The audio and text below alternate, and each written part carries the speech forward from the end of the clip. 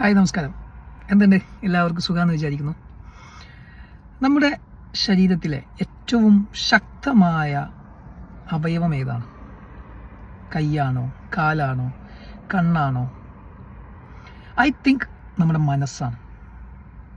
മനസ്സിലാണ് നമ്മുടെ എല്ലാ പവറും ഇരിക്കുന്നത്. നാം ആരായി തീരണം, നാം ആരായി മാറണം എന്ന് തീരുമാനിക്കുന്നത് നമ്മുടെ തന്നെ മനസ്സാണ്. ഈ ലോകത്ത് എന്ത് നടപ്പിലാവുന്നുണ്ടെങ്കിലും അത് 2 തവണ എക്സിക്യൂട്ട് ആവുന്നുണ്ട് എന്നാണ് പറയുന്നത്. അതിലൊന്ന് വിഷ്വലൈസേഷനാണ്. അതിലൊന്ന് നമ്മുടെ മനസ്സിൽ, അതായത് അത് വിഷ്വലൈസ് ചെയ്ത് കാണുകയാണ് മുൻപോട്ട്, എന്നിട്ടാണ് അത് എക്സിക്യൂഷനിലേക്ക് മാറുന്നത്.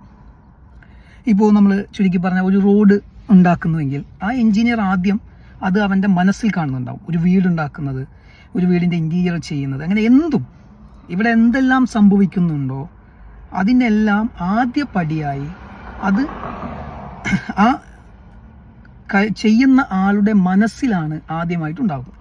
അതുപോലെയാണ് നമ്മുടെ ജീവിതവും. നമ്മുടെ ആഗ്രഹങ്ങൾ, നമ്മൾ ആരായി തീരണം, നമ്മുടെ ലക്ഷ്യം അതെന്താണ്, അതാദ്യം കണ്ടുപിടിച്ച് നമ്മുടെ മനസ്സിനെ അത് പറഞ്ഞ് പഠിപ്പിക്കണം. എനിക്ക് ഇന്നതായി മാറണം, എൻ്റെ ലക്ഷ്യം ഇതാണ്, എനിക്ക് ഇവിടെ എത്തിച്ചേരണം.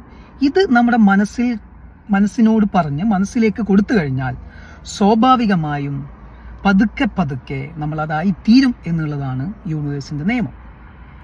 സോ നിങ്ങൾക്ക് ആരായി തീരണം, നിങ്ങളുടെ ഫോക്കസ് എന്താണ്, നിങ്ങളുടെ ലക്ഷ്യം എന്താണ്, അതിനനുസരിച്ച് നിങ്ങളുടെ മനസ്സിനെ പ്രിപ്പയർ ചെയ്ത് മനസ്സിൽ അത് ഉരുവിട്ടുകൊണ്ടിരുന്നാൽ തീർച്ചയായും ഒരു ദിവസം നമുക്ക് അവിടെ എത്തിച്ചേരാനായിട്ട് കഴിയും.